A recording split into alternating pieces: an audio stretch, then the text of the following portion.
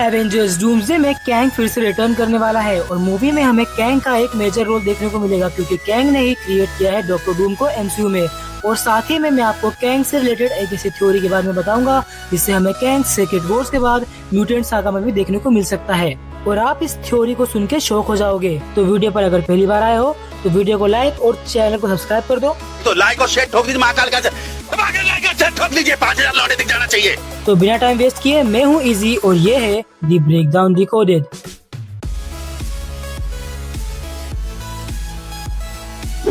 तो ये लीक दी है ट्विटर स्कूपस्टर द मैजिस्टिक ने, तो इसको ब्रेक डाउन करते हैं। ही हू रिमेन्स ने सीक्रेट टाइमलाइन को बनाया, उस टाइमलाइन को अपने कंट्रोल में ले लिया ताकि वो मल्टीवर्स के असली सच को छुपा सके जहाँ पर डॉक्टर डूम एक खतरनाक विलन था।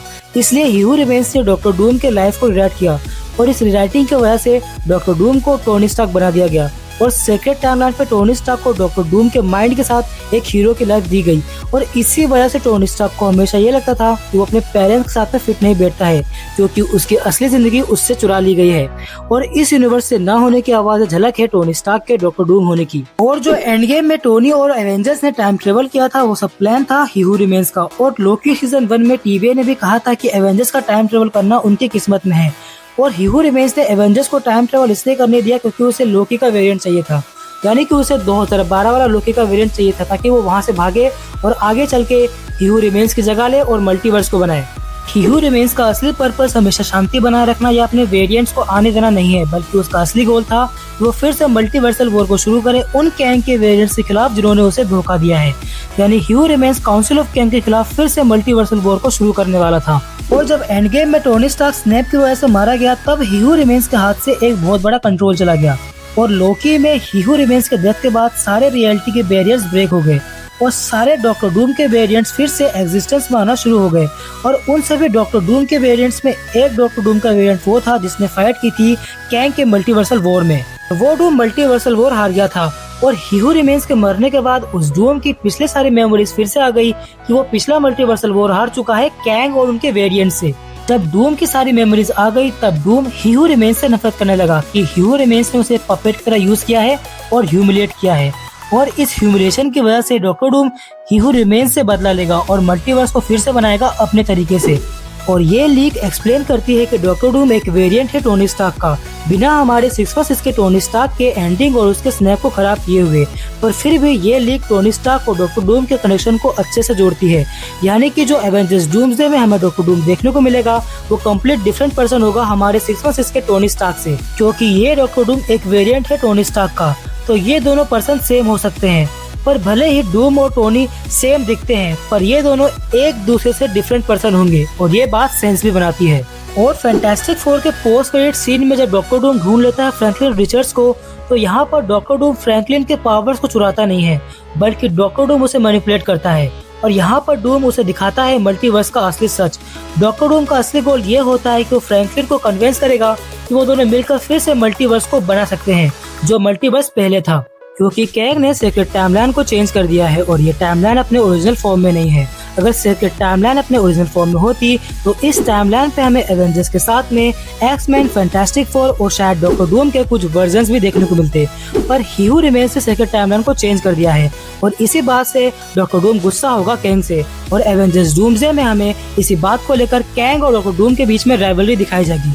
और यहाँ पर कैंग ने डॉक्टर डूम के ईगो को हर्ट कर दिया है एंड वी ऑल नो कि डॉक्टर डूम एक इगोइस्टिक पर्सन है। जब बात उसके ईगो पे आती है तो वो किसी को भी नहीं छोड़ता, लिटरली डॉक्टर डूम किसी को नहीं छोड़ता। तो कंटिन्यू करते हैं। डूम को फ्रैंकलिन के अलावा और भी पावरफुल बीइंग्स की जरूरत होगी मल्टीवर्स को बनाने के लिए और यहाँ पर डॉक्टर डूम का प्लान ये होगा कि वो सारे पावरफुल बीइंग्स को करप्ट करके उन हीरोज के पावर से फिर से रियलिटी को बनाए।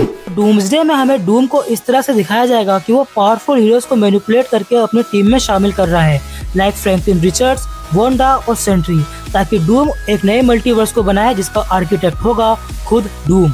यानी कि डूम कई पावरफुल हीरोज के पावर्स को लेकर डूम बन जाएगा गॉड एम्परर डूम, क्योंकि डूम्सडे के बाद आने वाली है सीक्रेट वॉर्स। तो ये चीज बहुत सेंस भी बनाती है। पर सीक्रेट वॉर कॉमिक्स में डूम बियॉन्डर्स के पावर्स को एब्जॉर्ब करके जब वो बैटल वर्ल्ड को बनाता है तब जाके डॉक्टर डूम बनता है गॉड एम्परर डूम। पर यहाँ पर यानी कि एमसीयू में बियॉन्डर को रिप्लेस कर दिया गया है लोकी से। एंड मैं सच में चाहता हूँ कि लीक स्टोरी हमें डूम्सडे में जरूर देखने को मिले। अगर मार्वल कैंग की स्टोरी को क्लोजर दे रहा है तो इससे बेस्ट स्टोरी नहीं हो सकती है कैंग के लिए, क्योंकि ये लीक बहुत अच्छे से फोकस शिफ्ट करती है कैंग से डॉक्टर डूम पे। और हाल ही में एक इंटरव्यू में जब जोनाथन मेजर्स से सवाल पूछा गया कि वो क्या कैंग के रोल में वापस से एमसीयू में आ रहे हैं, तब उन्होंने कहा कि मैं अभी कुछ कह नहीं सकता हूँ और ये मल्टीवर्स है और यहाँ पे कुछ भी पॉसिबल है। दैट मोमेंट जोनाथन मेजर्स काम रहे, बट वहाँ पर उनकी स्माइल ने ये बता दिया कि वो डूम्सडे में वापस आने वाले हैं। मार्वल कितना भी कोशिश कर ले कैंग की कहानी को क्लोज करने की, पर वो कभी नहीं कर सकते, क्योंकि कैंग एक ऐसा कैरेक्टर है जो भले ही मर जाए पर वो कभी नहीं मर सकता।